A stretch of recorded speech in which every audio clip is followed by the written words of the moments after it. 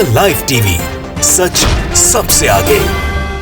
दोस्तों, alt news के सह संपादक यानी को फाउंडर मोहम्मद जुबैर को गिरफ्तार करने के मामले में एक बड़ा खुलासा हो गया है। खुलासा इस बात का हुआ है कि जो शिकायत की गई थी वो झूठी थी, शिकायत करता झूठा था, ना अब शिकायत करने वाले का पता है, ना उसके ट्विटर अकाउंट का पता है, कुछ अता पता नहीं चल रहा है। यानी कि जो साजिश तैयार की गई थी उसका भंडाफोड़ हो चुका है, जो प्लान तैयार किया गया था उसका खुलासा हो चुका है और वो चेहरे भी सामने आ चुके हैं जो इस साजिश के पीछे खड़े होकर मोहम्मद जुबैर को जेल में भिजवाना चाहते थे। नमस्कार, मैं हूं प्रज्वल गौतम और आप देख रहे हैं द लाइव टीवी।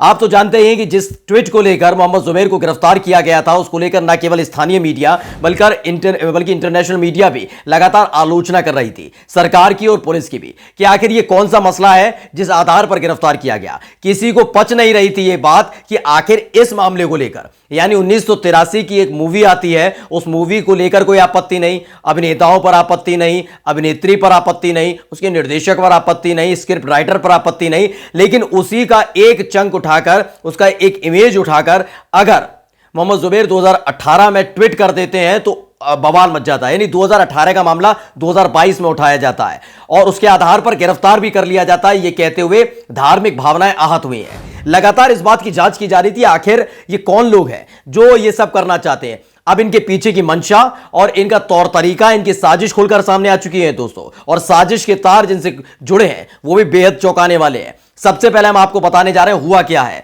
हुआ यह है कि ना साजिश कर्ता का पता है, ना साजिश करने वाले का है, यानी जिसने शिकायत कराई उसका अता पता ही नहीं है। मतलब गिरफ्तार जरूर है मोहम्मद जुबैर, लेकिन मोहम्मद जुबैर जिसकी शिकायत पर गिरफ्तार किया गया वो इस शख्स है ही नहीं, मालूम नहीं, दिल्ली पुलिस तक को मालूम नहीं है कि किसकी शिकायत पर उन्होंने मोहम्मद जुबैर को गिरफ्तार कर लिया है। बीबीसी ने रिपोर्ट छापी है दोस्तों। रिपोर्ट क्या है, पढ़िए। मोहम्मद जुबैर जिस ट्विटर अकाउंट की शिकायत पर हुए गिरफ्तार वो अब नहीं रहा है, यानी अस्तित्व गायब, वहां से डिलीट कर दिया गया है ट्विटर अकाउंट ही नहीं है, ट्वीट नहीं, पूरा का पूरा ट्विटर अकाउंट गायब, यानी शिकायतकर्ता गायब हो चुका है। वैसे तो दिल्ली पुलिस को शिकायत कर दी जाए तो गिरफ्तारी ना हो, कार्रवाई ना हो, लेकिन ट्वीट पर तत्काल कार्रवाई करते हुए गिरफ्तार भी करा लिया और रिमांड भी ले ली थी। लेकिन इन सब के बीच खबर निकलकर सामने आ गई दोस्तों कि वो ट्विटर अकाउंट का अता पता नहीं है। खबर क्या है, ऑल्ट न्यूज के सह संस्थापक हैं मोहम्मद जुबैर के खिलाफ जिस ट्विटर अकाउंट की शिकायत पर मुकदमे दर्ज हुए और फिर दिल्ली पुलिस ने सोमवार को गिरफ्तार किया, वो अकाउंट बुधवार की शाम अचानक से गायब हो गया। यानी कि पता ही नहीं, जो शिकायत कर रहा है उसका पता नहीं, शिकायतकर्ता का पता नहीं, न शिकायत का पता है अब, क्योंकि जो ट्विटर अकाउंट डिलीट हुआ है यानी वो ट्वीट भी डिलीट हो गया, कोई अता पता नहीं है। मतलब अब ये ट्विटर अकाउंट अब अस्तित्व में नहीं है। मोहम्मद जुबैर की वकील वृंदा ग्रोवर ने इस ट्विटर अकाउंट को लेकर शक जाहिर किया था। ग्रोवर ने इस ट्विटर अकाउंट को चलाने वाले व्यक्ति की मंशा पर सवाल उठाए थे और अगली तारीख में उम्मीद थी कि कोर्ट एक आदेश दे सकता था कि ट्विटर अकाउंट चलाने वाले का पूरा कच्चा चिट्ठा सामने रखा जाए, इसलिए ट्विटर अकाउंट ही डिलीट कर दिया, जिससे कि जो इसके पीछे खड़े हुए लोग हैं, जो मंशा है जिनको लगातार एक्सपोज कर रहे थे मोहम्मद जुबैर, उनका कच्चा चिट्ठा खोल करना सामने आया, इसलिए ट्विटर अकाउंट ही डिलीट कर दिया गया है दोस्तों। अब आगे विस्तार से सुनिएगा हुआ क्या है, प्लानिंग कैसे तैयार की गई थी। दरअसल बताया यही, वृंदा ग्रोवर ने यह बात दिल्ली की एक अदालत में मोहम्मद जुबैर की पुलिस कस्टडी बढ़ाने के खिलाफ दलील देते हुए कही थी। उसके एक दिन बाद यह ट्विटर अकाउंट बंद हुआ है। ट्विटर अकाउंट कौन सा था, जाकर आप देख भी सकते हैं, मिलेगा ही नहीं अब आपको। यह ट्विटर अकाउंट है बालाजी की जय हैंडल से चलाया जा रहा था। इसका नाम हनुमान भक्त था। इसे 2021 में बनाया गया था। सोचिए, एक साल पहले यह ट्विटर अकाउंट बनाया गया था, लेकिन पहला ट्वीट कब किया गया?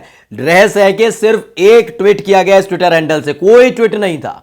साजिश की तरफ इशारा कैसे होता है? ऐसे होता है कि आखिरकार जो बालाजी की जय नाम का जो हैंडल था और इसका नाम जो हनुमान भक्त के नाम से चला रहा था, 2021 में बना। 2021 से लेकर अब तक कोई ट्वीट नहीं किया, लेकिन पहला ट्वीट कब किया? 19 जून को। और जो 19 जून को ट्वीट किया उसी आधार पर गिरफ्तारी कर ली। इसमें लिखा है पहला ट्वीट इसी साल 19 जून को किया गया था। 19 जून के ट्वीट के आधार पर ही दिल्ली पुलिस की स्पेशल सेल यूनिट ने मोहम्मद जुबैर के खिलाफ 20 जून को मुकदमा दर्ज किया था और फिर पता ही सबको सोमवार को गिरफ्तार कर लिया मोहम्मद जुबैर को। यानी कि जिस तरह की पूरी प्लानिंग तय की गई थी कि कैसे एक ट्वीट कराया जाएगा, ट्वीट होगा और ट्वीट के आधार पर गिरफ्तारी होगी। ये बात इसलिए पुख्ता होती हुई नजर आती है दोस्तों, अगर वाकई दिल्ली पुलिस इस पूरे मामले की तह तक जाती, सोचती, समझती। एक तो बहुत हास्यास्पद मामले में गिरफ्तारी हुई है, एक फिल्म जिसको लेकर आज तक कोई बवाल नहीं हुआ, एक ट्वीट जिसे लेकर कोई बवाल नहीं हुआ 2018 से लेकर अब तक, लेकिन 2022 आते आते वो धार्मिक भावनाएं आहत करने लग जाता है। 1983 की वो फिल्म जिसको लेकर अब तक तो बहुत कुछ बवाल होना चाहिए था, उसको लेकर कोई बवाल नहीं हुआ, लेकिन 2022 आते आते उस फिल्म के एक सीन पर आपत्ति होने लग जाती है। सोचिए, इस मामले में गिरफ्तार किया गया मोहम्मद जुबैर को। प्रशांत कन्नौजिया का एक ट्वीट हम आपको पढ़ाने जा रहे हैं और आपको अब बताते हैं इसके पीछे पूरी कहानी है क्या। कहानी जो है वो निकलकर सामने आएगी और आप समझ जाएंगे कि हो क्या रहा है। ये समझना इसलिए बेहद महत्वपूर्ण हो जाता है दोस्तों, क्योंकि इस दौर में जब आप 2014 के बाद देखते हैं, 2014 के बाद देखिए अंतर्राष्ट्रीय स्तर पर उन तमाम पत्रकारों को लगातार उनको अलग किया जा रहा, अलग थलग किया जा रहा है जो सरकार से सवाल पूछते हैं। अंतर्राष्ट्रीय स्तर पर यह माहौल बनाने की कोशिश की जा रही है, लेकिन उनके काम को देखते हुए लगातार उन्हें प्रमोट किया जा रहा है, लगातार उनको सम्मान दिया जा रहा है। देश भर में, दुनिया भर में अगर आप देखेंगे तो हमारे देश की मीडिया की वैसे ही जमकर फजीयत है।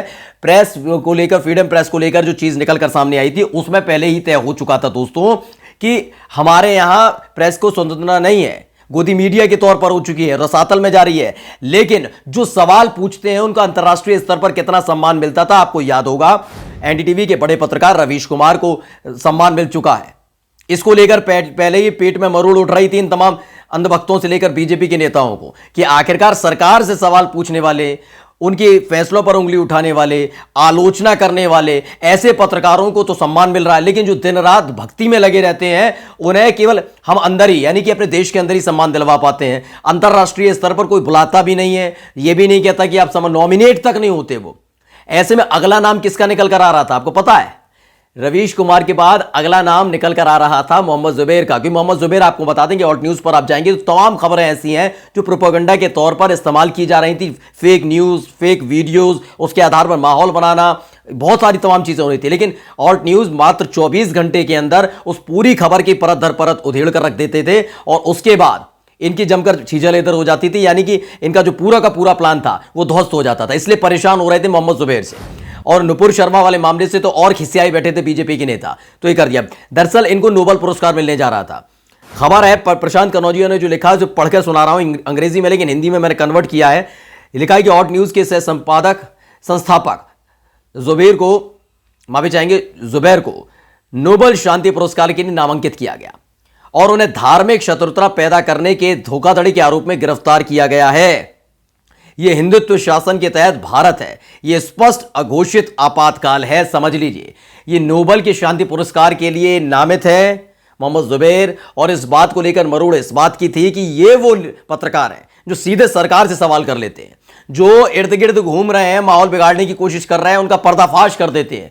इसीलिए पेट में मरोड़ उड़ रही थी ना। गोदी मतलब मीडिया जो मोदी सरकार है उसके गुणगान गाने वाले को मिल रहा है, किसी को मिल नहीं रहा। इसलिए अंतर्राष्ट्रीय स्तर पर वैसे ही पत्रकारों की साख गिरी जा रही है। लेकिन इन पत्रकारों ने एक नया आयाम तय कर लिया था और उसके पीछे की वजह यह कि कभी गोदी मीडिया नहीं रहे। इन्होंने सीधे तौर पर जिससे सवाल करना चाहिए उससे सवाल किया, यानी सरकार में मोदी सरकार है तो सवाल भी मोदी सरकार से किया, और यही बात दुख रही थी।